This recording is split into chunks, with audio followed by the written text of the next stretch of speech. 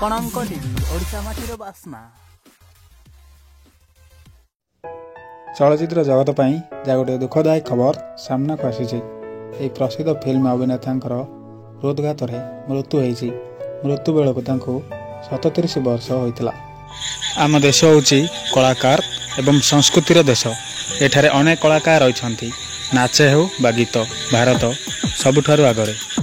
ଏହି ଲୋକପ୍ରିୟ ଅଭିନେତା ଅନେକ ଚଳଚ୍ଚିତ୍ରରେ ଅଭିନୟ କରି ଦର୍ଶକୀୟ ଆଦୃତି ପାଇଥିବା ଏହି ଲୋକପ୍ରିୟ ଅଭିନେତା ଅକାଳ ବିୟୋଗ ନେଇ ଖବର ଦେଇଛନ୍ତି ସଞ୍ଜୟ। ଏହି ଲୋକପ୍ରିୟ ଅଭିନେତା ମୃତ୍ୟୁ ଖବର ଚଳଚ୍ଚିତ୍ର ଜଗତକୁ ଦୋହଲାଇ ଦେଇଛି। ବହୁ ବିଶିଷ୍ଟ ବ୍ୟକ୍ତିତ୍ୱ ଅଭିନେତାଙ୍କ ମୃତ୍ୟୁରେ ଶୋକ ପ୍ରକାଶ କରିଛନ୍ତି।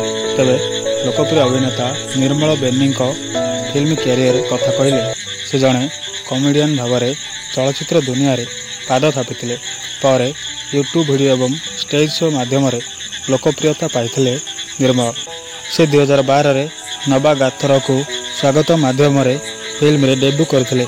ନିଜ ଜୀବନ କାଳରେ ନିର୍ମଳ ବେନି 5ଟି ଫିଲ୍ମରେ ଅଭିନୟ କରିଛନ୍ତି।